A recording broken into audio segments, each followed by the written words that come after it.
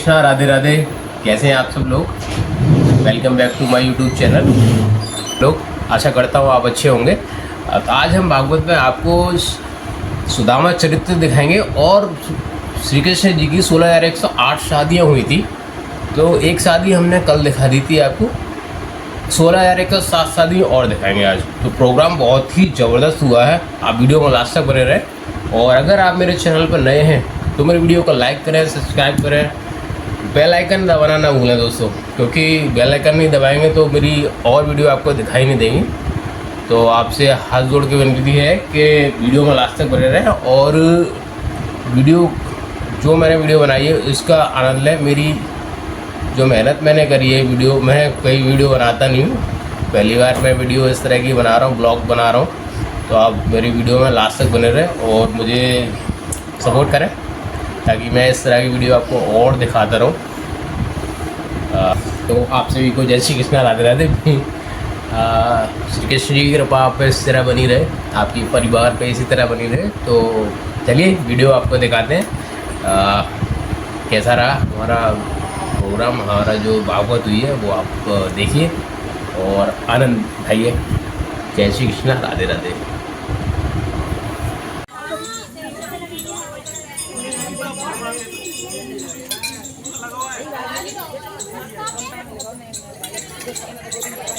अच्छा, मैं पंडित जी ने कहता कि सबन को मौका देंगे, नहीं कब मौका देंगे, कल को और ना तो ठाकुर जी बिल्कुल ना वापस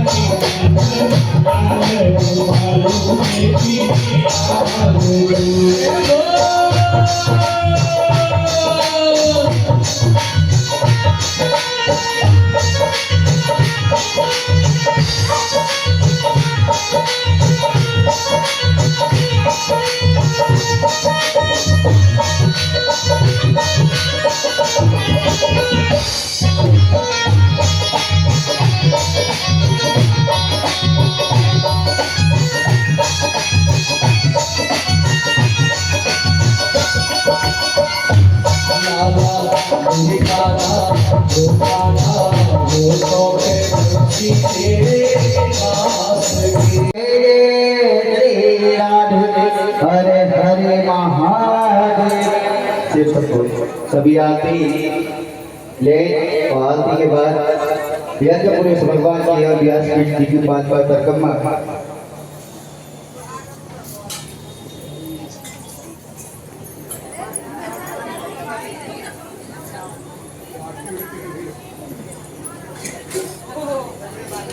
हरे हरे मेरा छोटा सा परिवार, हरिया जाओ एक बार। छोटा सा परिवार, हरिया जाओ एक बार, ओ हरिया जाओ एक बार, मेरा छोटा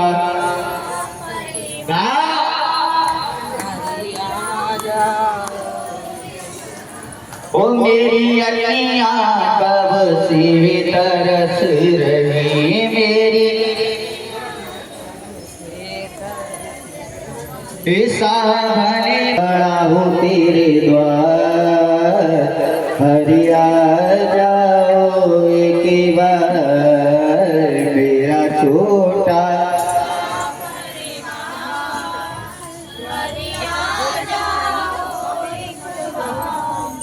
ओ बोलो बोलो प्रेमियों श्याम बाबा की जय, बोलो बोलो प्रेमियों श्याम बाबा की जय, श्याम बाबा की जय, खाटू वाले की जय, श्याम बाबा की जय, खाटू वाले की जय, बोलो बोलो प्रेमियों श्याम बाबा की जय, बोलो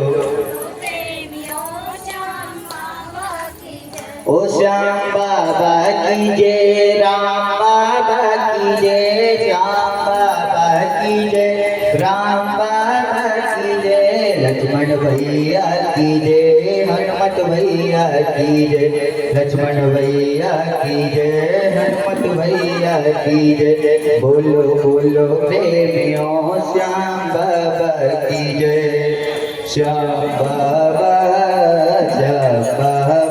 तेरे पास आया हूँ, कान्हा तेरे पास आया हूँ, श्याम तेरे पास आया हूँ, चरणों में तेरे अरदास लाया हूँ, सुख करेना तुम्हें दुख हरिना, सुख करेना तुम्हें दुख हरिना, ये फरियाद लाया हूँ, ये फरियाद लाया हूँ,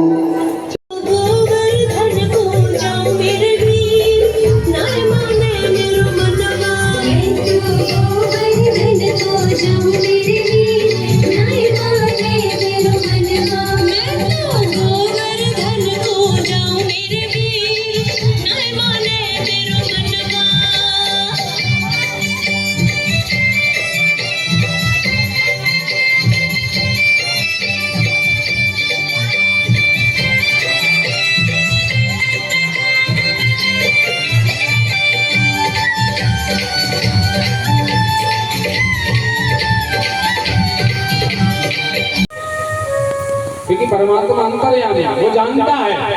और यदि हम दुखी हैं आज, तो कोई कर्म हमारा खराब था, इसलिए हमको दुखी होना पड़ रहा है। इसलिए इसमें किसी का दोष नहीं है, न विधाता का न परमात्मा का। हम दुखी हैं तो हमारा दोष है, क्योंकि हमारे कर्म के कारण हम दुखी हैं। कोई न काउ सुख दुख कर दाता, निज कृत कर्म भोग सब भ्राता। अपने कर्मों के कारण ही हम दुख या सुख भोगते हैं। कर्म प्रधान विश्व रचना, जो जस करहि तस फल चाखा। जो जैसा करता है वैसा बरता है।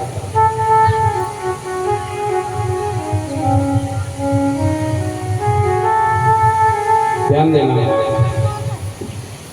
एक राजा थे, सभी ध्यान देना, बहुत सीख देने वाली घटना सुनाता। एक राजा थे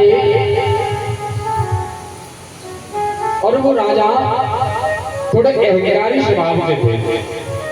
एक बार क्या हुआ कि उनके यहाँ कोई भिक्षुक आया, भीख मांगने वाला भिक्षुक आया। और भिक्षुक कोई साधारण नहीं था, भले ही वो भीख मांगना था, लेकिन संत जैसा स्वभाव था उस भिक्षुक का। और उसको संत कहें तो भी ठीक रहे। तो वो भिक्षुक जब भिक्षा मांगने आए तो सुबह सुबह आपने देखा अगर प्रातःकाल ज्यादातर भिक्षा मांगने वाले या संत महात्मा सवेरे सवेरे ज्यादा आवे, सुबह सुबह दी थी भिक्षा में। 1 वर्ष के बाद में वो एक दिन घोड़े पर सवार हुआ और वन में गया शिकार खेलने। वन में शिकार खेलते खेलते उसको थोड़ा प्यास लगी तो जल की तलाश करने लगा तो एक कुटिया की झोपड़ी में पहुंच गया। जैसे ही झोपड़ी में पहुंचा घोड़ा उसने बाहर रुक करके उतर करके अंदर प्रवेश किया। एक महात्मा बैठे कोने में, एक कोने में थोड़ी सी जगह, बाकी की पूरी झोपड़ी घोड़े की नींद से भरी पड़ी है। कैसे भरी पड़ी है? पूरी घोड़े की नींद भरी है पूरी झोपड़ी में। थोड़ी सी जगह रखी है कोने में, उसमें एक महात्मा बैठे। महात्मा ने राजा को देखा और राजा ने महात्मा को देखा। राजा ने भी नहीं पहचान पाया महात्मा को और महात्मा ने भी नहीं पहचान पाया राजा को, क्योंकि 1 वर्ष के बाद थोड़ी देर के लिए तो गए थे, इसलिए ज्यादा ध्यान से नहीं देखा होगा उस समय भिक्षा के समय। अब हुआ क्या, वो जल पी करके राजा को जल पिलाया महात्मा ने। उसके बाद बैठ कर बातें करने लगे और राजा ने पूछा महाराज जी का बात मेरी समझ में नहीं आ रही, जब से आया बड़ा मैं सोच में पड़ा। बोले क्या हुआ? बोले यहाँ ना तो कोई घोड़ी है और ना कोई घोड़ा है आपके पास, और मैंने आसपास देखा आसपास में कोई पशु भी नहीं है,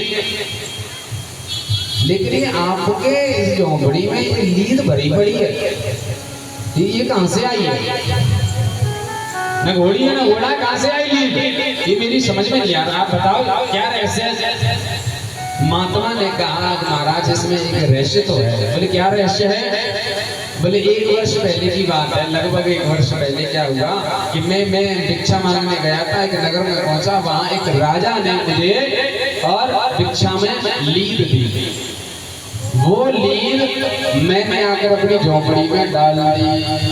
अब उस राजा को समझ में आ गई, उसको याद आ गया कि वो तो मैं ही हूँ, लेकिन उसने बताया नहीं महात्मा को। महात्मा ने कहा ये जो नींद है ना, मेरा भिक्षा का जो पात्र था, जो मुझे उसमें मिल जाता था मैं उसे खाता था, और उस राजा ने मुझे खाने के लिए नींद दी। और कर्म के सिद्धांत के अनुसार जो जैसा बीज बोता है वो वैसा ही काटता है, वैसा ही बढ़ जाता है। अच्छा एक बात आप सब जानते हैं, आप सबने देखा होगा, बीज एक बोया जाता है, जब उससे वृक्ष बनता है। मान के चलो आम का हमने बीज बोया, गुठली बोई, तो वृक्ष बनेगा क्या? एक ही आम मिलेगा? कितने मिलेंगे? अनलिमिटेड मिलेंगे। जब तक वो वृक्ष सही सलामत है तब तक वो फल देता रहेगा। गेहूं का एक दाना बोने पर हमें पूरी गेहूं की बाली प्राप्त होती है, पूरी गेहूं की बाल प्राप्त होती है, जिसमें अनेक गेहूं होते हैं। ऐसे ही ये प्रकृति का नियम है, कर्म का सिद्धांत है। हम जिसको जो कुछ कर रहे हैं उसका हमें कई गुना होकर के प्राप्त होता है। चाहे आप दुख दें किसी को, चाहे आप सुख दें किसी को, वो अनंत गुना होकर के हमें मिलेगा। तो महात्मा ने ये बात कर्म का सिद्धांत राजा को समझाया। कर्म के सिद्धांत के अनुसार इस राजा ने मुझे खाने के लिए वो लीद दी। अब 1 वर्ष तक ये लीद पूरी झोंपड़ी भर गई है, इसलिए ये सारी लीद व राजा खानी पड़ेगी। क्या होगा? ये उसको खानी पड़ेगी। राजा ने कहा वो नहीं खावे चाहे तो, बोले खानी पड़ेगी। राजी नहीं, बोलो राजी नहीं, गैर राजी खानी पड़ेगी। कर्म पीछा नहीं छोड़ता, बिना काटे कर्म चुकता नहीं है, भोगना पड़ेगा अवश्य। राजा डर गया। अब राजा ने वो बात बोल दी, बोले महाराज मैं नहीं राजा। चरणों में गिर पड़ा, क्षमा मांगने लगा, नाक रगड़ने लगा। महाराज मैं इंसान हूं, कोई जानवर, कोई पशु या कोई पक्षी नहीं है जो लीद खाऊं। बोले महाराज ये बात तो तुम्हें पहले सोचनी चाहिए थी, जब तुमने मेरे भिक्षा के पात्र में लीद मुझे खाने को दी। उस समय सावधान रहना चाहिए था तुम्हें कि मैं कर क्या रहा हूं, ये तुम्हें खानी तो पड़ेगी। बोले महाराज इतनी लीद मैं कैसे खा पाऊंगा, इससे बचने का कोई उपाय नहीं, खाने पड़े कोई उपाय। तब महात्मा ने कहा हाँ एक उपाय है, समझ जाना, बहुत सारी सीख मिलेगी इस कथा से। बोले एक उपाय है, क्या उपाय है? तब उन्होंने एक सिद्धांत समझाया राजा को। इस प्रकृति में हम जो भी कर्म करते हैं पाप और पुण्य, जैसे मान के चलो हम पाप कर रहे हैं, तो यदि कोई व्यक्ति हमारी निंदा करता है, बुराई करता है, तो जो हमारी निंदा कर रहा है तो हमारे खाते के पाप धीरे धीरे उस व्यक्ति के खाते में चले जाएंगे जो हमारी बुराई कर रहा है, निंदा कर रहा है। ये सिद्धांत है कर्म का, पाप का पुण्य का सिद्धांत है। कोई अगर हमारी निंदा करता है, बुराई करता है, तो हमें प्रसन्न होना चाहिए, प्रसन्न होना चाहिए। क्यों? क्योंकि वो हमारे पाप कर्म अपने खाते में ले जाएगा, हमारे पाप उसको भोगने पड़ेंगे। बोले महाराज यदि दुनिया तुम्हारी बुराई करने लग जाए, तुम्हारे नगरवासी तुम्हें बुरा भला कहने लगे, तुम्हें कोसने लग जाए, तुम्हारी निंदा करें, तो ये जो तुम्हारा कर्म है ना, ये जो लीद है, ये थोड़ी थोड़ी उन सबके हिस्से में चले जाएगी जो तुम्हारी बुराई करेगा। बोली मैं राजा हूँ, मेरी तो कोई चाहे भी बुराई नहीं करेगा, डर के कारण नहीं करेगा, कोई करना भी चाहेगा तो। बोले नहीं, कुछ ऐसा करना पड़ेगा तुम्हें जिससे तुम्हारी बुराई हो गए, तो तुम बच सकते हो, अन्यथा तुम्हें सब खानी पड़ेगी। बोले महाराज करेंगे कुछ न कुछ। वो आया और उसने एक उपाय सोचा। उसने क्या किया कि गया शराब की दुकान पर। कहाँ गया?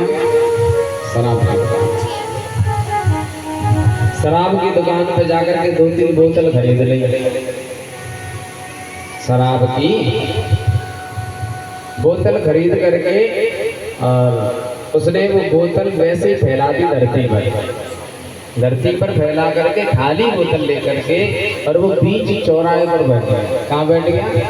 बीच चौराहे पर बैठ गया और एक बोतल इधर रख ली, एक बोतल उधर रख ली, एक हाथ में पकड़ ली, और वैसे ही वो नाटक करने लगा कि मैंने शराब पी ली है, मैं शराबी हूँ। ऐसी वो ऊल जलूल बातें करने लगा, जो भी आता है उसको खरी खोटी सुनाने लगा। अब लोगों ने देखा चौराहे पर वो राजा महाराज और शराब पी रहे हैं, ये दुनिया को क्या समझाएंगे, ये लोगों की भाजपा क्या करेंगे, ये राज्य कहाँ से चलाएंगे। नगर का मुखिया ही ऐसा कर रहा है। अब लोग महाराज घर घर में बोल चर्चा, कौन सी चर्चा? बोले बड़ा बुरा है, बड़ा खराब है ये राजा, अब बुराई कर रहे हैं। वैसे आसान नहीं है ये काम, आसान नहीं है। हम तो जरा सी कोई हमारी बुराई भली पीठ पीछे करी हो और हमको पता चल जाए तो कैसे आंखें लाल हो जाती हैं, लड़ने में पहुंच जाते हैं, लड़ने से। ऐसे अब उस राजा ने धीरे धीरे अपनी बहुत निंदा करवाई, बहुत निंदा हुई उसकी। कुछ महीनों के बाद वो राजा हट गया आसमान। वहां पर जब वो गया तो जैसे कुटिया में प्रवेश किया तो उस झोपड़ी में एक कोने में महात्मा बैठे थे और लीड से पूरी कुटिया जो पहले भरी थी अब पूरी खाली है, लेकिन झोपड़ी के एक कोने में थोड़ी सी लीड अभी भी पड़ी है, थोड़ी सी अभी भी पड़ी है। कितनी पड़ी है? उतनी पड़ी है जितनी कमंडल में उस राजा ने महात्मा को दी थी, उतनी पड़ी है। बाकी सब नष्ट हो गया, खत्म हो गया। अब वो राजा ने महात्मा से कहा, महाराज आपने जैसा कहा मैंने वैसा ही किया। मेरे लोग मेरा कितना अपमान कर रहे हैं, कितनी निंदा कर रहे हैं, नहीं जानता हूँ, लेकिन फिर भी ये थोड़ी सी क्या समझ गई। तब उस महात्मा ने समझाया, देखो महाराज कर्म 3 प्रकार के होते हैं, संचित, क्रियमाण और प्रारब्ध। आपकी निंदा हुई उसके कारण आपके 2 प्रकार के कर्म खत्म हो गए, संचित और क्रियमाण।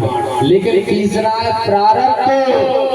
संसार का चाहे कोई भी प्राणी क्यों न हो, प्रारब्ध तो सबको भोगना पड़ता है। बोलिए भक्तवत्सल भगवान की जय। तुमने जितनी लीड दी उतनी तो तुम्हें खानी पड़ेगी। हाँ, तुम्हारी निंदा हुई तो तुम बच गए, वो जो झोपड़ी भरी थी लीड से उसको खाने से बच गए, लेकिन तुमने जितनी दी हमें उतनी तो तुमको खानी पड़ेगी। बोले महाराज हम कैसे खाएंगे, कोई और उपाय? बोले नहीं, खानी तो पड़ेगी, लेकिन मैं एक ऐसा काम कर देता हूँ कि तुमको ये खानी भी पड़े, खाओ भी तो तुम्हें पता नहीं चले कि मैं खा रहा, तुम्हें पता नहीं चलेगा मैं लीड गा रहा। बोले क्या करूं इसका? बोले इसको ले जाओ और इसका उपला बनाना, कंडा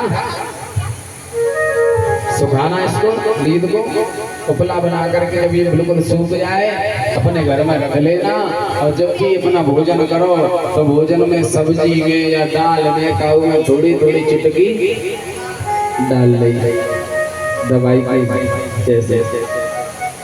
वैसे इसको जब तुम भाई वैसे खाओगे तो खा नहीं पाओगे, इसलिए थोड़ी थोड़ी चुटकी लेकर के अपनी सब्जी में डाली, मिला करके खा ली।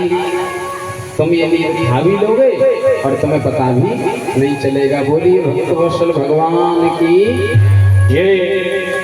अच्छा, कुछ समझ में आया इस प्रसंग से? जिसको कुछ भी समझ में नहीं आया वो हाथ ऊपर करो। मतलब सबको आया? देखिए कई बातें निकल करके आती है। पहली बात तो ये है कि कर्म करते समय सावधान रहना चाहिए कि हम कर क्या रहे हैं और दूसरों को हम दे क्या रहे हैं। दूसरों को संसार कैसा है पता है? संसार कुएं की तरह है। कुएं में अगर हम तू करके बोलेंगे तो अंदर से तू की आवाज आएगी, तुम करके बोलोगे तो तुम की आवाज आएगी, जैसा बोलोगे वैसी आवाज आएगी। ऐसे संसार है, जैसा करोगे वैसा भरोगे, भरना पड़ेगा, राजी नहीं राजी। पहली बात तो कर्म करते समय सावधान रहना चाहिए। और दूसरी सीख ये है, कोई तुम्हारी निंदा कर रहा है, कोई तुम्हारी बुराई कर रहा है तो प्रसन्न हो जाओ, खुश हो जाओ कि ये बढ़िया अच्छी बात है, क्योंकि हमारे पाप कर्म उसके खाते में है। और दूसरी बात ये याद रखना कि भूल करके भी किसी की निंदा नहीं करनी चाहिए। भूल करके भी किसी की निंदा मत करना। निंदा किसी की हम किसी से भूल कर भी ना करें। ईर्ष्या किसी से हम कभी भी भूल कर भी ना करें। हे प्रभु आनंद दाता ज्ञान हमको दीजिए, शीघ्र सारे दुर्गुणों को दूर हमसे कीजिए। निंदा कभी नहीं करनी चाहिए। और कोई कर रहा है तो निश्चिंत हो जाओ, वो अच्छा कर रहा है, हमारे लिए अच्छा। एक बात बता दो, जितनी भी सास और बहू बैठी, कुछ बहू ऐसी होती है कि अपनी पड़ोसन से या मौका मिल जाए उसी से अपनी सास की बुराई करती है, और सास ऐसी होती है कि बहू की बुराई करती है। तो बहू अगर सास की बुराई करती होगी कोई, तो उसकी सास ज्यादा चलेगी, ज्यादा जिंदा रहेगी, जल्दी नहीं मरेगी। अगर बहू सास की बुराई करती होगी तो उसकी सास जल्दी नहीं मरेगी, उसकी जिंदगी उतनी ही ज्यादा बढ़ती जाएगी जितनी ज्यादा वाकई बहू बुराई करेगी। तो पहली बात तो ये है कि सास को खुश रहना चाहिए कि चलो बढ़िया है, बहू बुराई कर रही है, इसलिए बहू से कुछ नहीं कहना चाहिए, अच्छी बात है, दूर कर बुराई। और दूसरा, बहू को ये सोचना चाहिए कि अगर सास से जल्दी छुटकारा पाना है, सास को जल्दी टपकाना है, तो बुराई वादना से बंद करो, वादना से सेवा चालू कर दो, बड़ाई चालू कर दो, सास की बड़ाई चालू कर दो, सेवा करना चालू कर दो, तो सास फिर जल्दी चली जाएगी, छुटकारा जल्दी मिल जाएगा। इसलिए सेवा करना प्रारंभ कर दो, बुराई करना बंद कर दो। बोलिए भक्त वत्सल भगवान की जय जय श्री राधे। समय बहुत आगे निकल चुका है, आइए समास विधि से संक्षिप्त भाव से कथा को लेकर के चलते हैं। सुखदेव जी वर्णन करते हैं, राजन परीक्षित जब सुदामा की पत्नी सुशीला एक दिन की बात कि स्वयं भगवान एक ब्राह्मण का रूप धारण करके आए दरवाजे पर, और वो उस समय आए जिस समय सुदामा जी नहीं थे। सुशीला से कहा हमें भिक्षा दीजिए। सुशीला ने कहा मेरे घर में कुछ भी नहीं है, मैं क्या दूँ आपको। तब ब्राह्मण रूपी भगवान ने कहा ये मुझे ऐसा लग रहा है कि ये घर सुदामा का है। बोले हाँ ये घर उन्हीं का है, मैं उनकी पत्नी हूँ। बोले वो तो द्वारकाधीश के मित्र हैं, उनके मित्र होते हुए भी और ऐसी दरिद्रता कि घर में कुछ नहीं है। जब ये पता चला सुशीला को कि मेरे पति के मित्र हैं द्वारकाधीश, उधर भगवान तो चले गए, और उधर जब सुदामा जी आए तो सुशीला ने कहा क्यों जी आपके मित्र हैं द्वारकाधीश।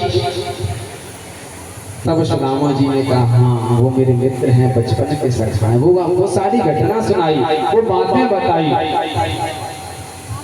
तब सुशीला ने कहा तो क्यों ना आप उनसे मिलने चले जाओ, क्यों नहीं जाते आप उनके पास। अरे वो तो भगवान है, जब आप उनके पास जाओगे तो कुछ हमारी सहायता हो जाएगी, पालन पोषण बच्चों का हो जाएगा। जब ये कहा सुदामा जी बोले बावड़ी ब्राह्मण को धन केवल भिक्षा और उनको धन चाहिए, बावड़ी ब्राह्मण को धन केवल भिक्षा, और संतोष से बड़ा कोई धन नहीं है। तुम कहते हो कि मैं कृष्ण के पास मांगने जाऊं, मैं मांगने तो कभी नहीं जाऊंगा, भगवान के पास मांगने मैं कभी नहीं जाऊंगा। तब सुशीला ने कहा आप मांगने नहीं जाओ तो कम से कम मिलने चले जाओ, दर्शन करने चले जाओ। ऐसा कई बार कहा सुदामा जी से। जब कई बार कहा तब सुदामा जी का मन हुआ कि चलो आप कहती हो तो मैं मिलने चला जाऊंगा। लेकिन मित्र के घर जाते हैं तो खाली हाथ थोड़ी जाते हैं, मेरे पास कुछ नहीं है। सुशीला गई अपने पड़ोस में जाकर के और भिक्षा मांग करके लाई। जब भिक्षा मांग करके लाई 4 प्रकार के चावल वो लेकर के आई और एक कोई पोटली में बांध करके सुदामा जी को थमा दी और कहा लो स्वामी ये भेंट अपने मित्र को दे देना, और मेरी तरफ से एक प्रार्थना है, वो प्रार्थना कर देना। बोले क्या प्रार्थना है?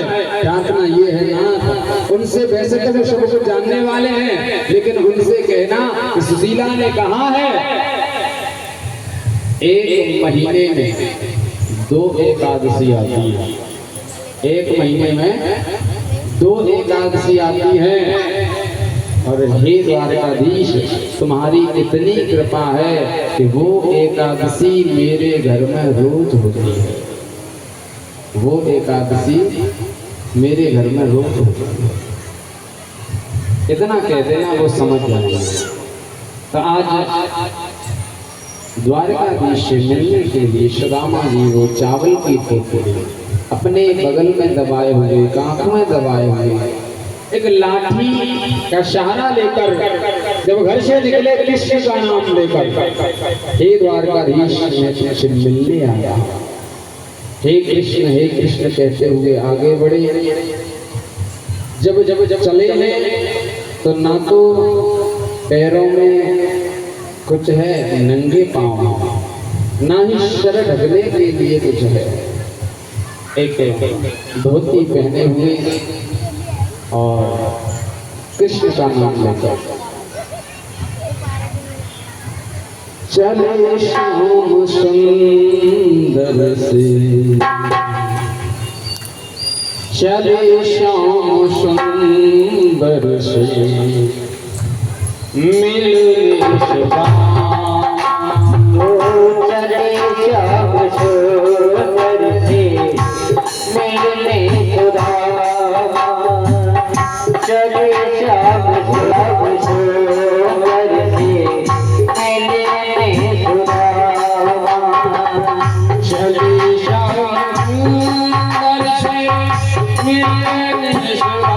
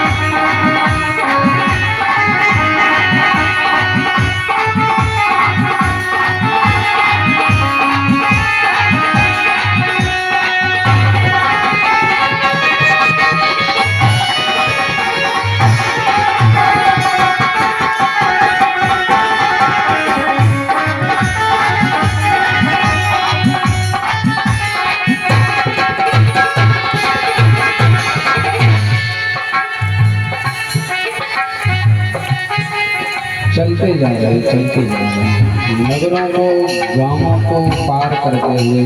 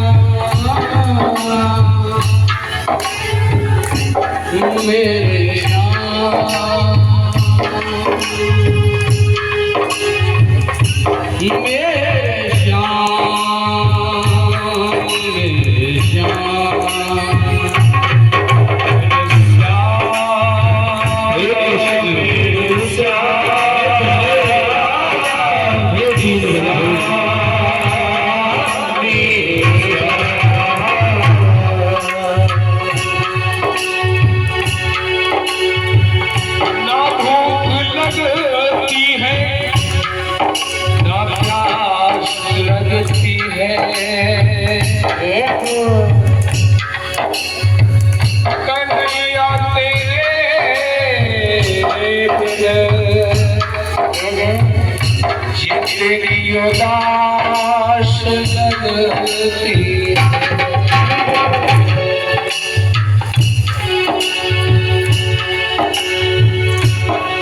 चलते जाने कोई पता ठिकाना मालूम नहीं किधर जाना है, कैसे जाना है। कोई बता देता उधर ही चल रहे, चलते चलते घोड़े आते हैं, लाठी के सारे फिर खड़े हो जाते हैं। भूला रास्ता भगवान की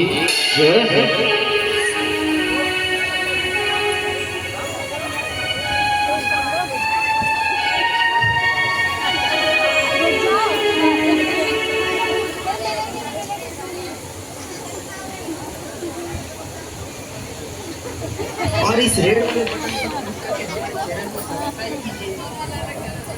बोलीदार का देश भगवान की जय।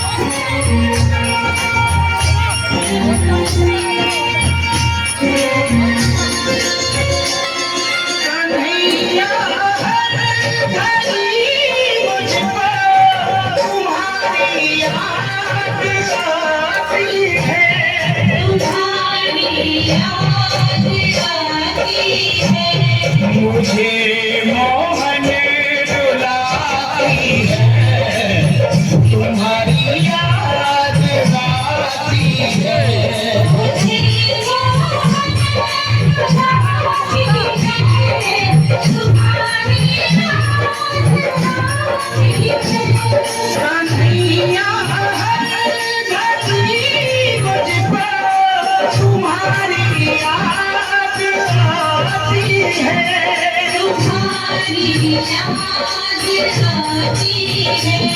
मुझे मोहन रुलाती है,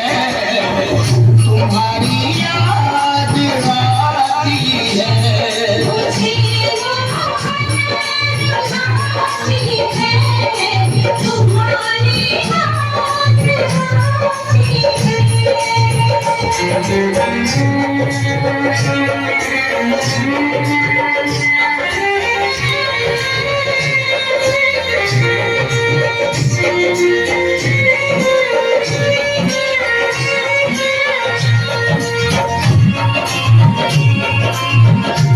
मुझे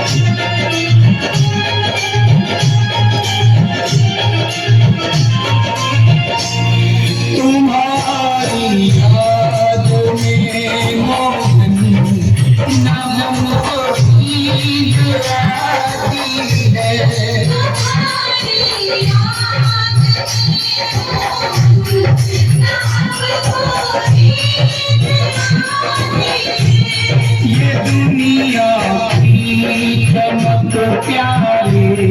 हमें भी नाज आती है।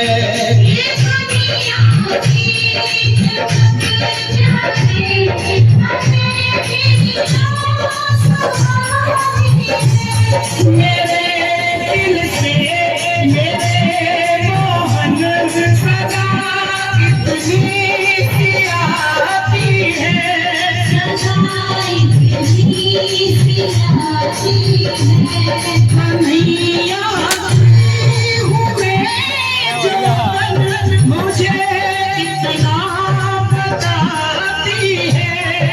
मुझे इतना बताती है, तुझे हर दम बुलाती, झूठा दिया तुमने वही तुमको चढ़ाते हैं।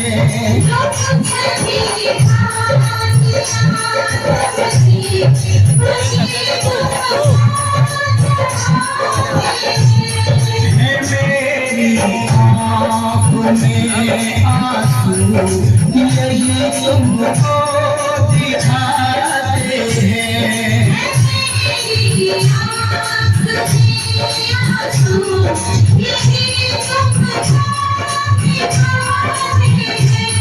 मगर मेरी आँखों में आंसू ना मोहन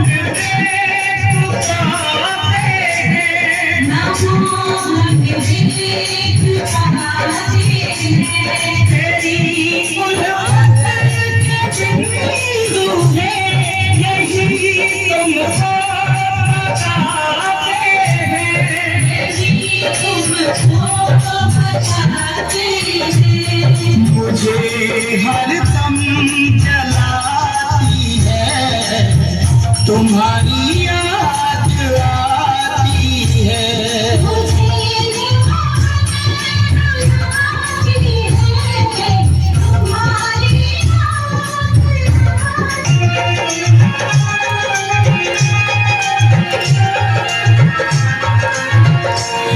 दया कर दो मेरे मोहन, तुम्ही दाता आते हो।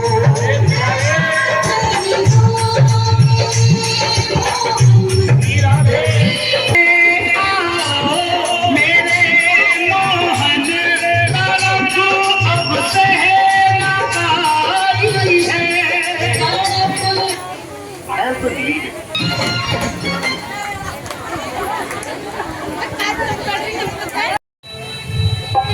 सुखदेव जी कहते हैं राजा कृष्ण सुदामा को रथ में बैठा करके अपने दरबार तक लेकर के आए। दरबार में राज सिंहासन पर जिस पर कोई नहीं बैठा आज तक, उस सिंहासन पर कृष्ण ने सुदामा को उठाया। सुदामा को सिंहासन पर बैठा करके खड़े होकर के कृष्ण देखने लगे उसकी दशा को। ऊपर से नीचे तक देखा, जो देखा ऊपर से नीचे तक सुदामा को पैरों पर दृष्टि गई तो पैर लहू लुहान फटे हुए हैं, रक्त बह रहा है। चरणों को देखने लगे, सुदामा के चरणों में बैठ करके जो देखा कांटे लगे हुए हैं, कांटों को निकालने लगे। आज कृष्ण देख करके सुदामा की दशा को रो पड़े। भैया तुमने इतनी देर क्यों कर दी? ये क्या हाल बना लिया है? कहाँ बैठ गई पीछे? बेटा उधर बैठ तू। अपने मित्र के चरण धोने के लिए रुक्मिणी को आवाज लगाई, रुक्मिणी जल लेकर के आओ। रुक्मिणी जल का पात्र लाने में देर करती है, तब तक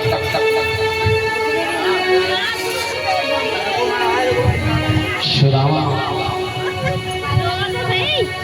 के चरणों को देखकर कितना रोए कृष्ण, कितना रोए, कितना रोए। अपने आंसुओं से सुदामा के चरणों को तुम लोग ऐसे हाल में भाई से भाई कंटक जाल पड़ी मग जोए। हाय महादुख आयो सका तुम आए तेरे खोए। हाय महादुख आए सका तुम आए तेरे खोए। सुदामा की दीन दशा, सुदामा की दीन दशा पानी पड़ा तो हाथ चुरोए, के जल संपग धोए। पानी पड़ा तो हाथ चुरोए, के जल संपग धोए।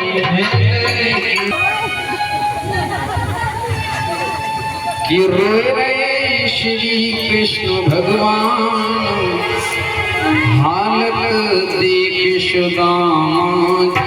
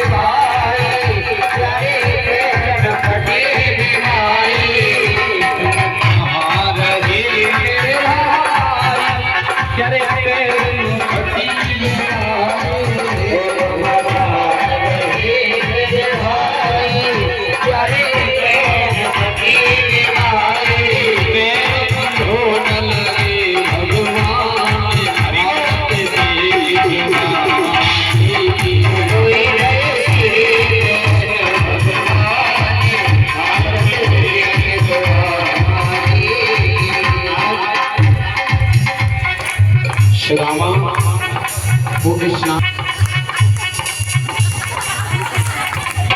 सुदामा ने छग करके आज भोजन किया, जल लिया, उसके बाद विश्राम गृह में ले गए। कृष्ण विश्राम कराने लगे। कन्हैया सुदामा के चरण दबाया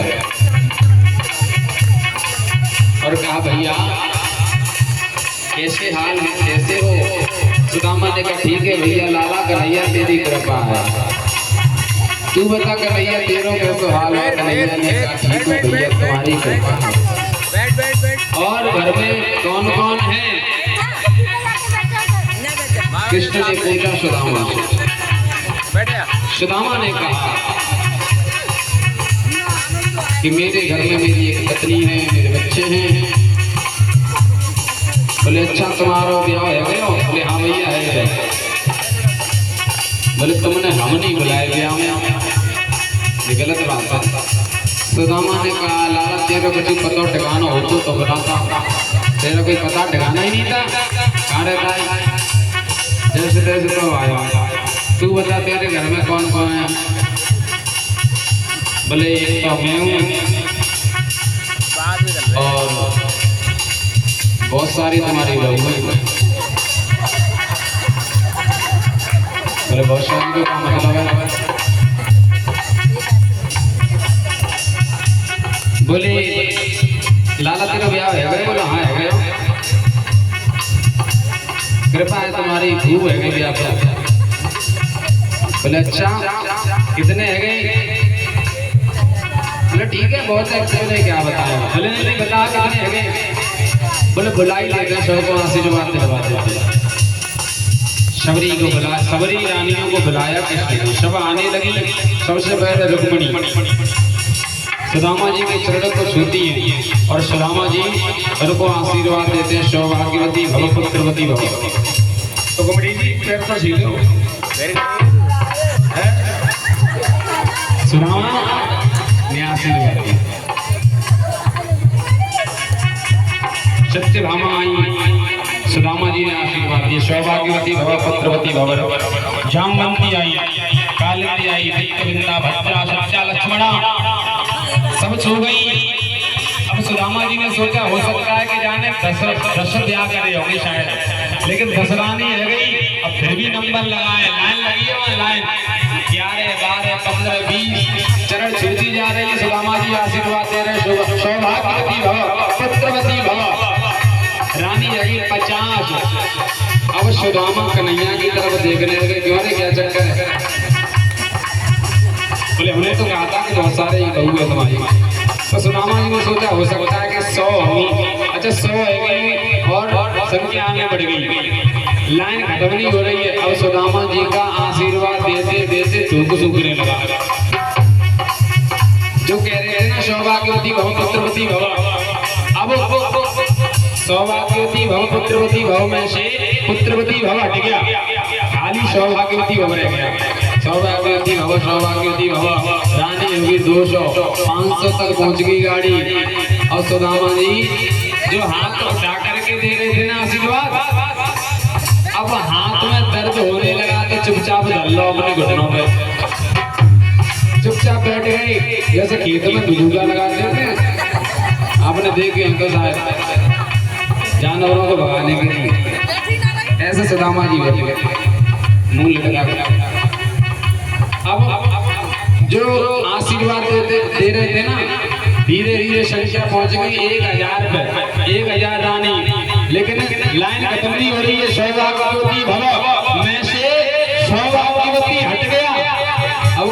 अरे भैया सुदामा जी कह रहे हैं बाबा बाबा बाबा बाबा बाबा। रानी चरण छूती जा रही है, निकलती जा रही है, निकलती जा रही है। बाबा बाबा बाबा बाबा 2000 रह गई। अब सुदामा जी बिल्कुल चुप रह गए। अब समझ रही नहीं, बोलने की दम नहीं रही। चुप बैठ के देख रहे हैं कृष्ण की तरफ देखा। क्या चक्कर है लाला, क्या बात है ये? रानी है गई 2000 3000 4000 5 तक गाड़ी पहुंच गई। एकदम से सुदामा जी को शब्द टूट गया कि अरे कितनी और कन्हैया बोले भैया सही बताऊं अभी तो ढंग से आधी ना हुई, अभी तो आधी भी नहीं।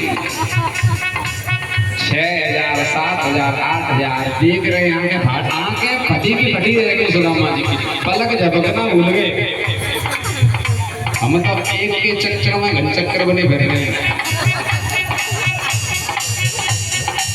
एक तो लीला तू ही जाने भैया। रानी हो गई धीरे धीरे 8000 9000 10,000 तक गाड़ी पहुंच गई। अब सुदामा जी बोले लाला एक काम कर, बंद करा, बंद करे आशीर्वाद। बोले ऐसे कैसे, तुम मुझसे बड़े हो, आशीर्वाद दे, ब्राह्मण हो, आशीर्वाद तो देना पड़ेगा। बोले नहीं आशीर्वाद तो दूंगा लेकिन जाके खेले बंद कर, ये लाइन बंद करवा। तो बोले एक काम कर, सबन में सामने बिठा ले और तू बैठ जा उनके संग में, मैं तो आशीर्वाद दे रहे हो। अब तू मुखिया गया तो सबन में मिल जाओगे आशीर्वाद, मैं बच जाऊंगा। बोले ठीक है, सब बिठा ले। हाँ कन्हैया कहाँ है? कन्हैया ने इशारा कर दिया जी बैठी है सब मेरी ही, कौन जितनी बैठी है यहाँ सब मेरी कौन। कन्हैया को आशीर्वाद दिया सुदामा ने। लाला खूब प्रसन्न रहे, खुश रहे, पूजन नहा और पूजन हेलो बोली द्वारकाधीश भगवान की। आशीर्वाद दिया उसके बाद फिर चरण दबाने लगे सुदामा के। कन्हैया चरण दबाते दबाते नजर पड़ी काक पर, बगली पर, जहां सुदामा अपनी पोटली लाए छुपाने लगे। 56 प्रकार के व्यंजनों का भोग लगाने वाला। और मैं यदि ये 4 तरह के चावल लाया ये देखेगा लोग इसको क्या कहेंगे, इसकी रानी क्या कहेंगी, कृष्ण का मित्र इतना बड़े हाल ये तो भेंट भी ढकी नहीं लाया।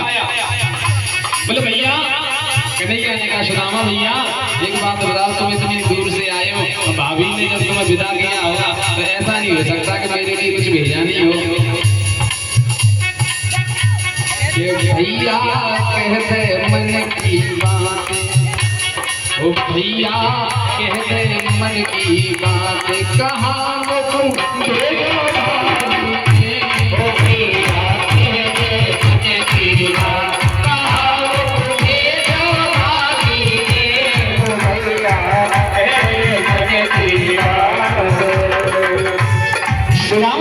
पूछने लगे भैया ये तुम्हारे ऐसा लग रहा है कुछ भेजा है और तुम मुझे देना नहीं चाह रहे, मुझे तुम्हारे हाथ में कुछ छुपा हुआ है, तुम्हारे बगली में तुम्हारे कान में कुछ लगा है। सुदामा बोले नहीं नहीं भैया कचूना जाने कचूना है। बोले तो ये चिपका क्यों, कब से देख रहा हूँ, कब से हाथ चिपका पड़ा है शरीर से, इसको ऊपर नीचे क्यों नहीं कर रहे, ना तो हिला रहे हो ना हिला रहे हो, क्या चक्कर है? जरूर कुछ ना कुछ है, देना नहीं चाहते। ये तुम्हारी बचपन की आदत गई नहीं छुपाने वाली। सुदामा जी लज्जित हो गए, भैया ऐसी बात ना है, कचूना ये तो मेरे आत्मा दर्द है, से चिपक गो शरीर में। कन्हैया बोले तो मैं मालिश बड़ी जोर की करता हूँ, ला मालिश करूँ सही हो जाएगा।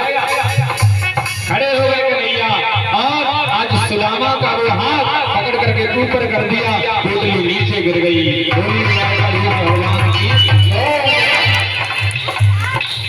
जो उठाई वो पोटली खोली, आहा प्रेम में पगे हुए वो तंदुल इतनी कीमती है और तुम मुझसे छिपाना चाहते हो, अकेले अकेले खाना चाहते हो। सबकी बात अलग थी। हे सुदामा अब मैं ऐसा नहीं होने दूंगा। एक मुट्ठी तंदुर लिए कृष्ण ने और अपने मुख में डालकर चबाने लगे और संकल्प कर दिया, मैं अपने मित्र सुदामा को एक मुट्ठी तंदुर के बदले एक लोक प्रदान करता हूँ। दूसरी मुट्ठी ली, उसको भी मुख में डाला, संकल्प कर दिया, मैं दूसरा लोक देता हूँ। तीसरी मुट्ठी लेकर के जैसे ही मुख में डालने को हुए, रुक्मिणी ने आज हाथ पकड़ लिया।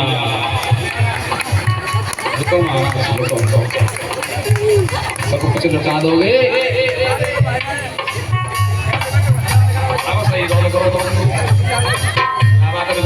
सुदामा तुम लोग रुक्मिणी ने हाथ पकड़ा। कृष्ण बोले, रुक्मिणी तुमने मेरे मन की नहीं होने दी, मेरे मन की मनमोह है। ध्यान देना, मैं यदि अपने मित्र सुदामा के चरणों को धोकर के भी पीऊंगी तो भी कम होगा। उसने मेरे लिए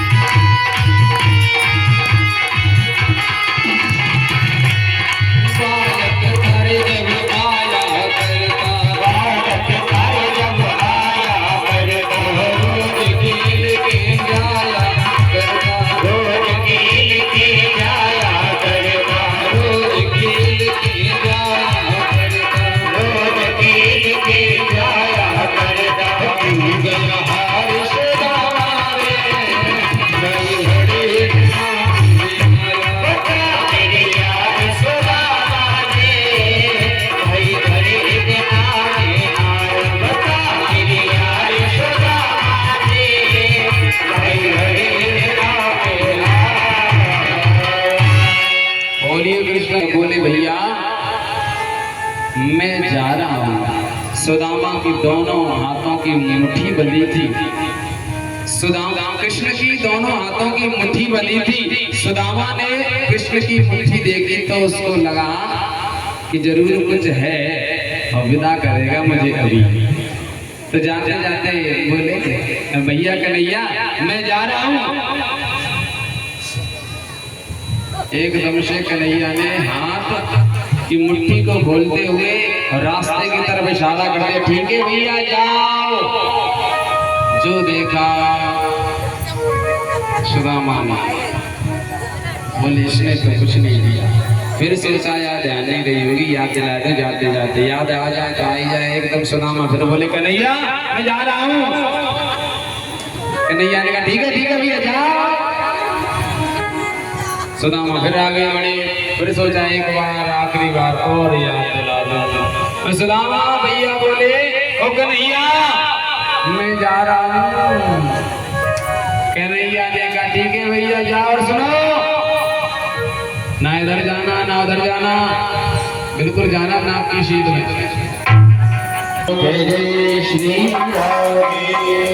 सुखदेव जी भाई करते हैं राजन। उधर सुदामा चले और इधर भगवान कृष्ण ने देवताओं के संस्कार विश्वकर्मा को बुला।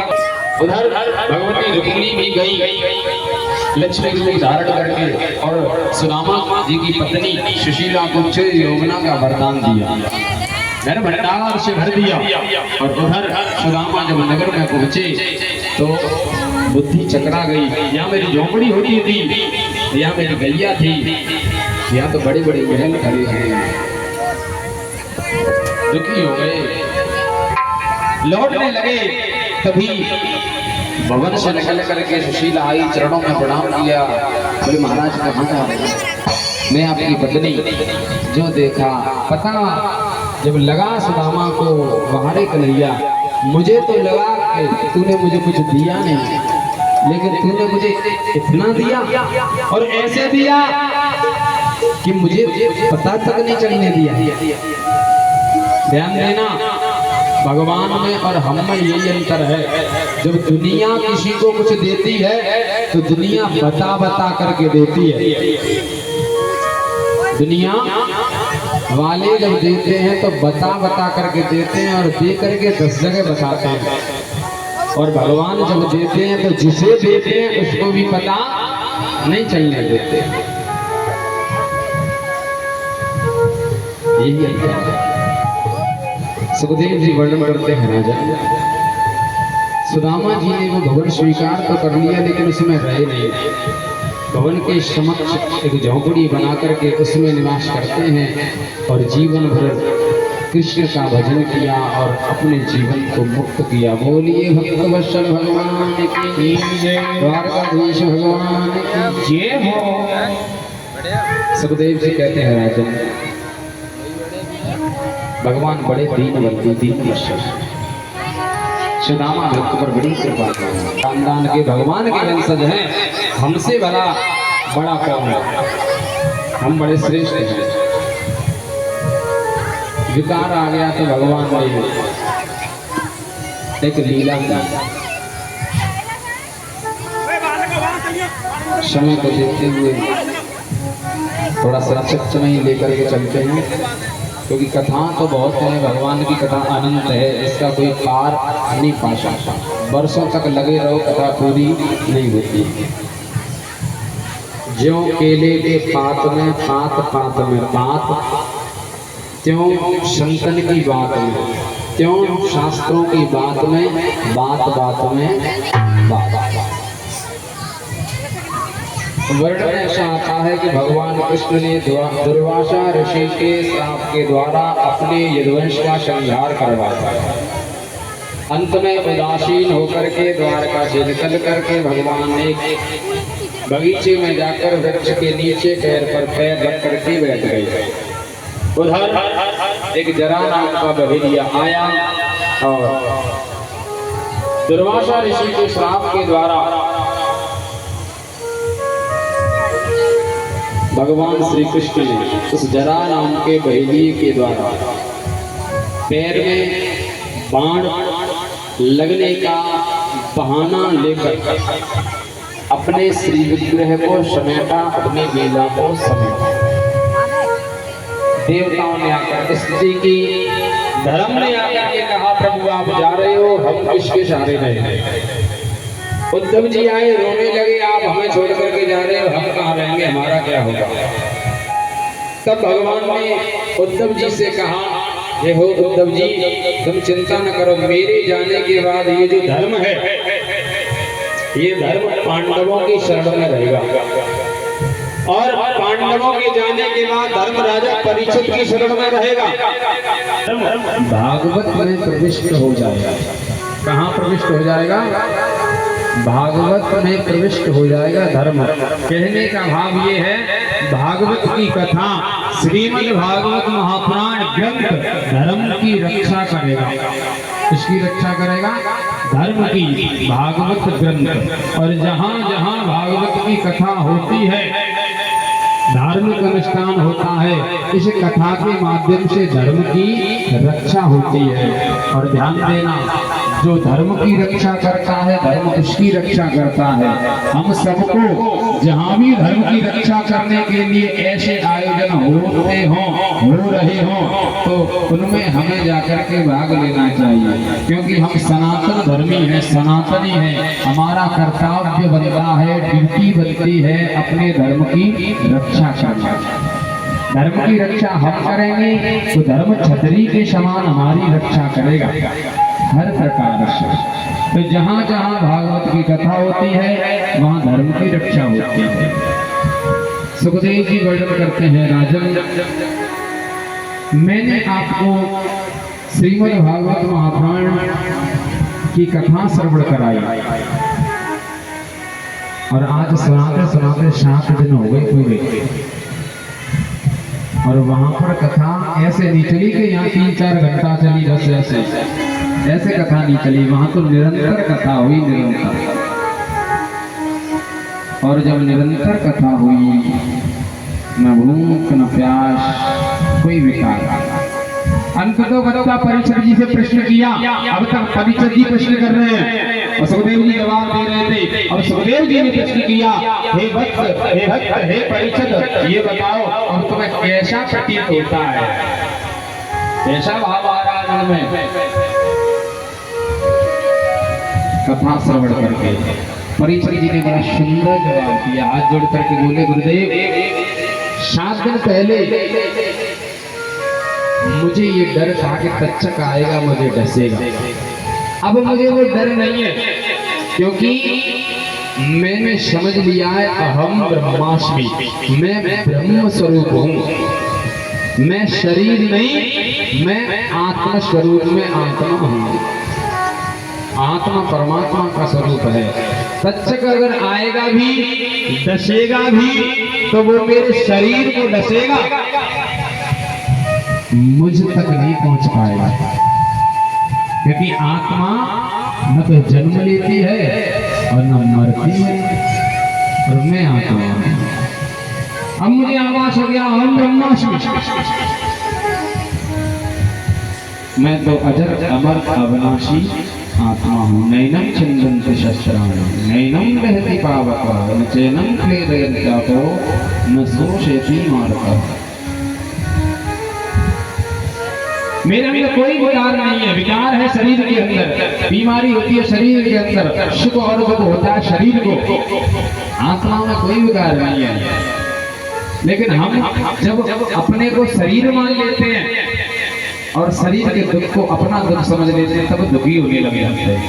शरीर के सुख को अपना सुख समझ लेते हैं, यही मोह है, यही मोह है। मोह शक्ति अपना व्रत हस्त कर दिया, परीक्षक के सिर पर तुम्हारा कल्याण हो गया।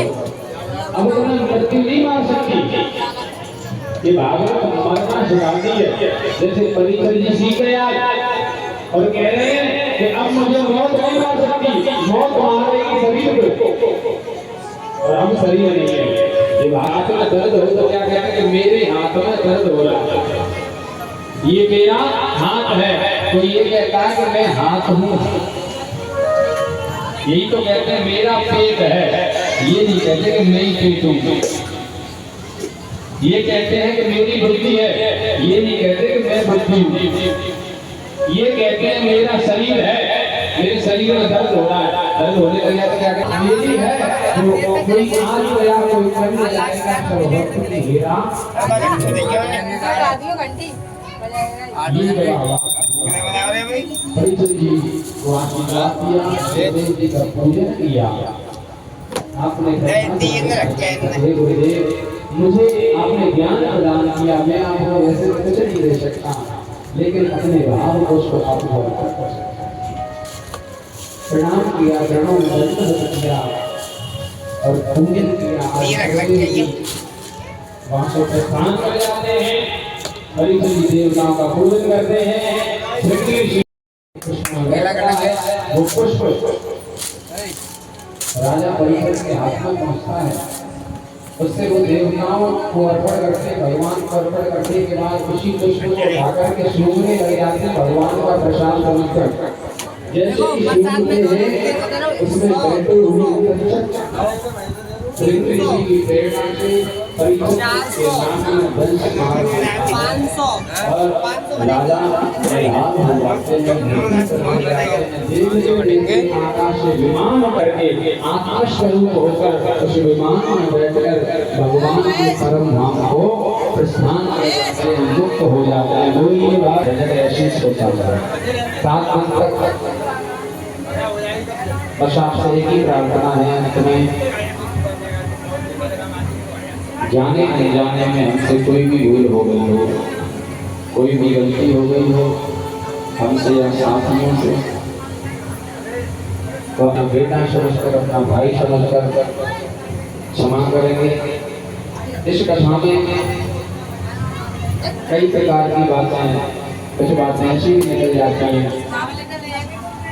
जो फिर हमें बाद में पछतावा सा अपने दिल में उन बातों को रखना जो भागवत में जो अच्छी अच्छी बातें आई, जो हमें सीख लेने वाली बातें आई।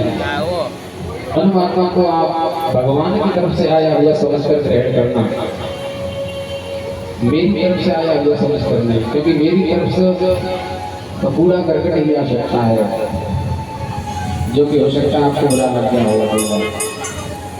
तो आप और हम एक मंत्र बोलेंगे, जो बोल सके वो बोलना, जिससे कथा के बीच में कोई भी गलती हो गई हो तो भगवान हमें क्षमा करेंगे। भगवान का नाम है इस मंत्र में और भागवत का अंतिम श्लोक है। नाम संकीर्तनम यस्य सर्व पाप प्रणाशनम रामो हि कुशमना ओम हरि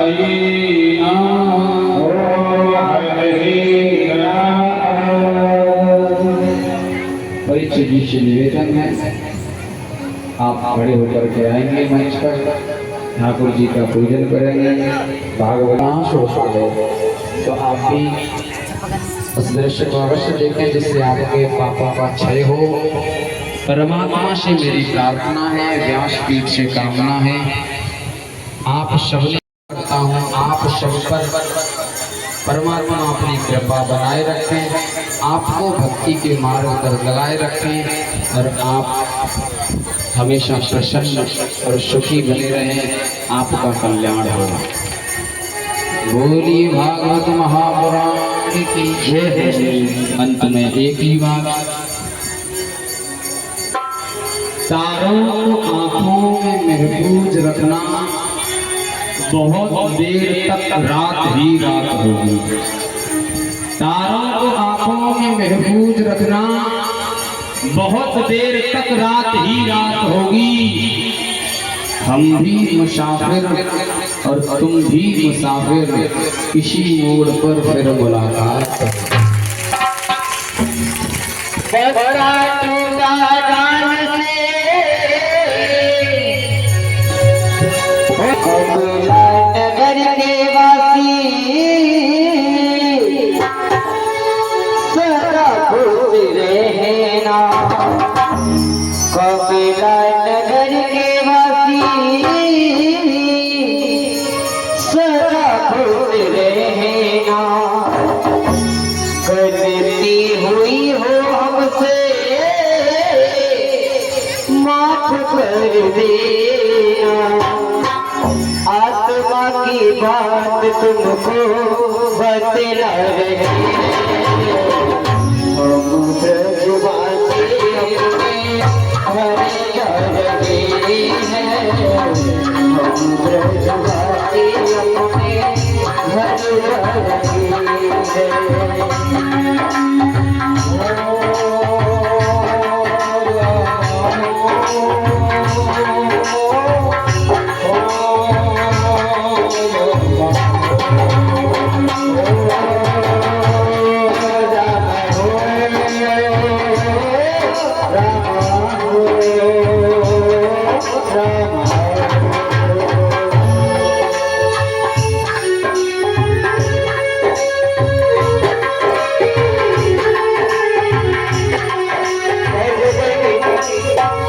जो कोई भागवत जी का व्यास जी पूजन करना चाहते हैं वो बारी बारी से आकर के एक एक करके कवियां व्यवस्था को बनाते हुए तिलक करते हैं, अपने स्थान से यथाशी को बैठते जाए।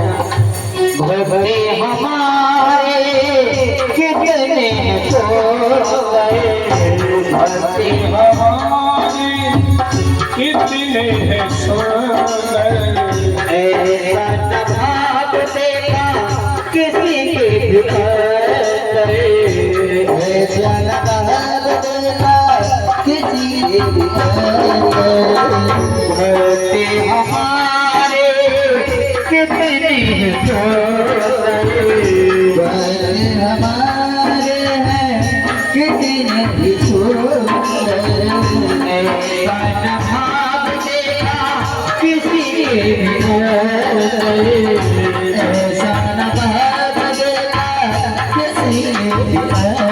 आत्मा की बात तुमको बतला रही है।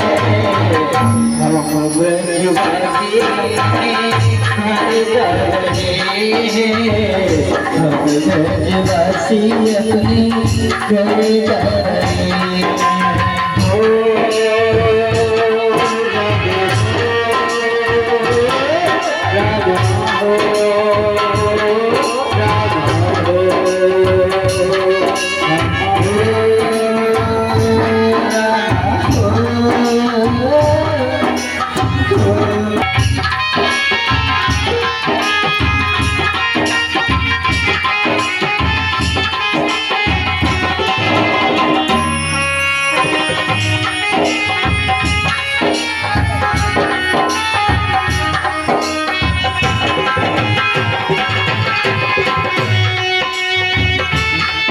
तुम्हारी हमको घर आएगी, याद हमारी तुमको घर आएगी, याद तुम्हारी हमको घर आएगी, याद तुम्हारी हमको घर आएगी।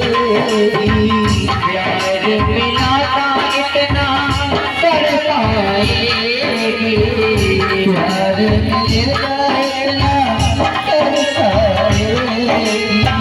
कसम तुम्हारी हम कर रहे हैं, हम ब्रजवासी अपने घर जा रहे हैं, हम ब्रजवासी अपने घर जा रहे हैं।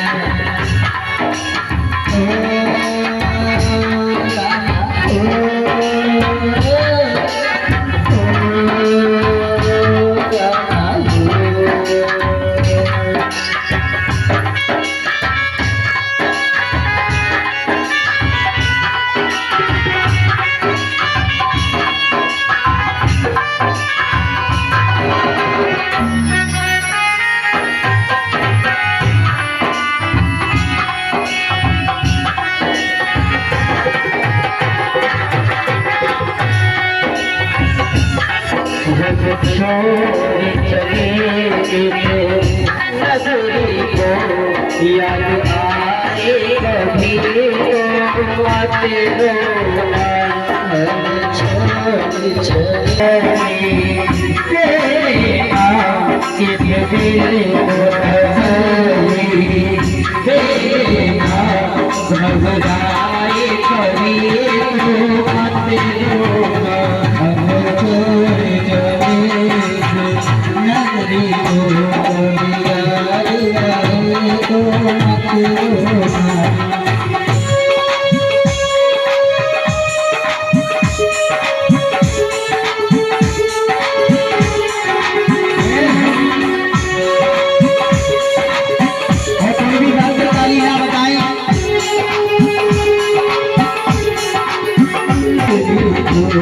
सब याद आए तो मत रोना।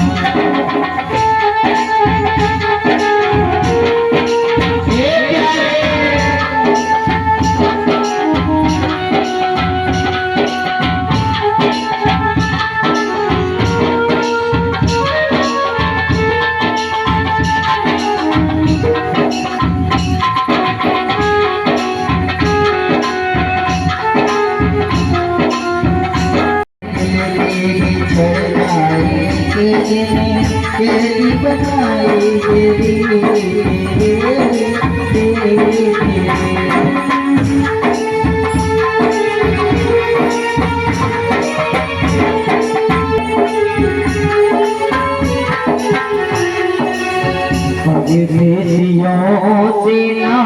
प्रीत लगा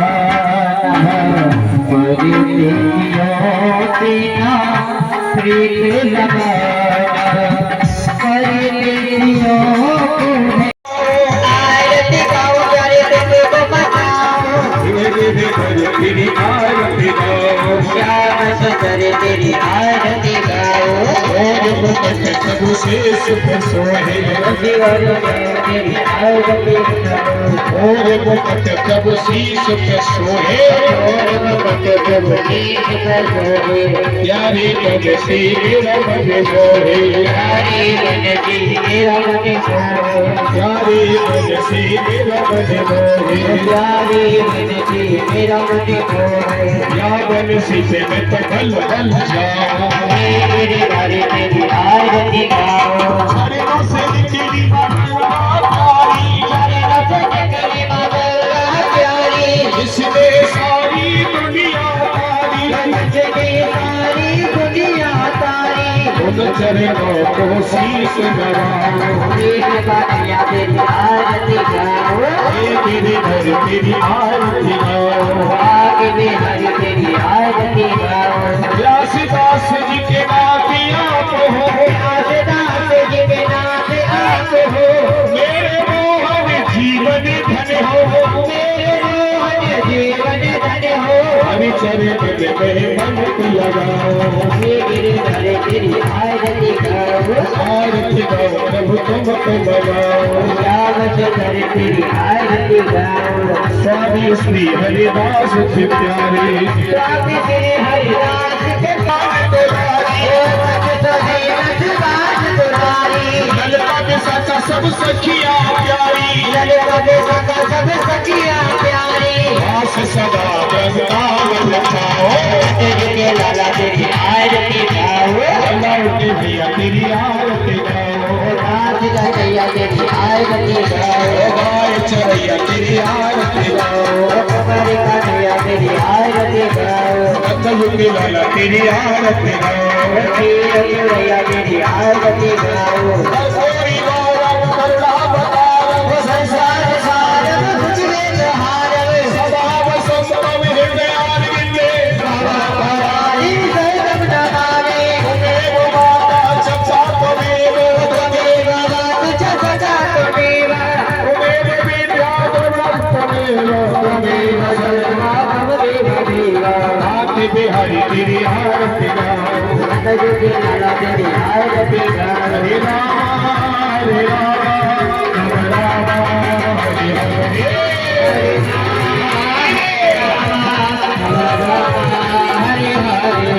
हरे राम हरे हरे हरे बेटा हरे बेटा हरे बेटा हरे हरे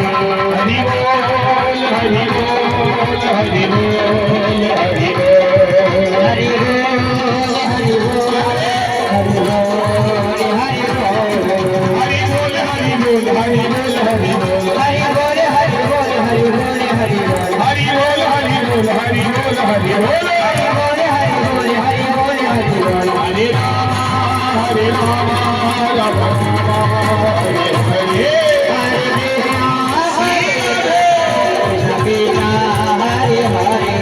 हरे कृष्णा कृष्ण कृष्ण हरे हरे कृष्ण कृष्ण कृष्ण हरे हरे हरे कृष्ण कृष्ण कृष्ण हरे हरे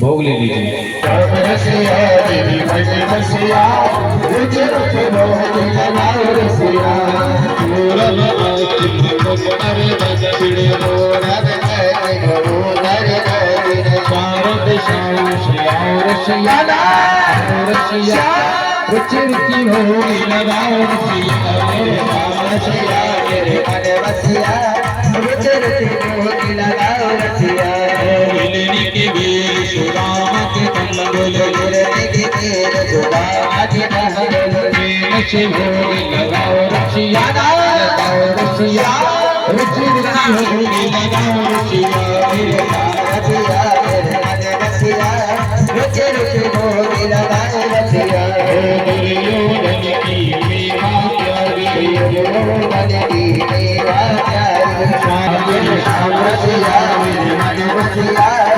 रुच रुच भोग लगाओ रसिया रूप सुख भोग हमारो रूप सुख भोग हमारो जाइए प्रेम से और सिया रुच रुच भोग लगाओ रसिया मेरे मन रसिया रुच रुच भोग लगाओ रसिया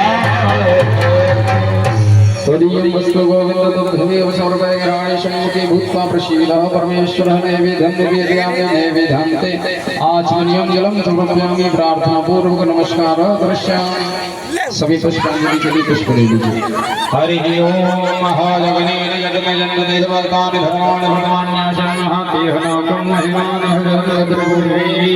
साध्यासं तदेव हरि ओम राजाधिराजोपशय्य शाहिने नमो वयो जय श्रवणाय परमहि शमे कामान काम कामाय मह्यं कामे करो वै श्रवणो ददातु कुबेराय वै श्रवणाय महाराजाय नमः हरि ओम एकलिंगाय विद्महे वक्रतुंडाय धीमहि तन्नो दन्तिः प्रचोदयात् श्रीवन्दिकामकवचं भगवाटलाब्जै गौरावजात परवीरशालमस्मि दैवप्रवालकशीतलमञ्जरी देस्तां पूजयामि जगदीश्वरमेकशीलं नानासुगन्धपुष्पाणि यथाकालोद्भवानि च पुष्पाण्डविमयादिपतङ्गाणां जगदीश्वरं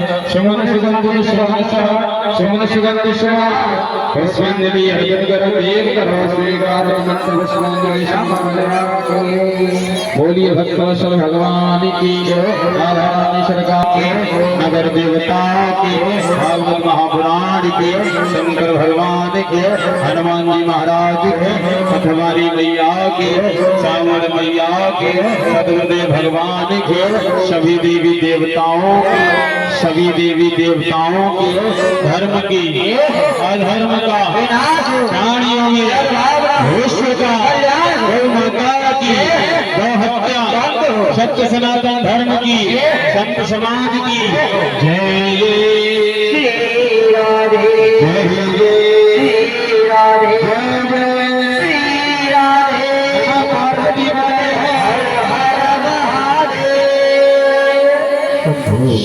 सभी आरती एवं प्रसाद ग्रहण करें और इसी बीच में ये कुछ गाने का नाम है 501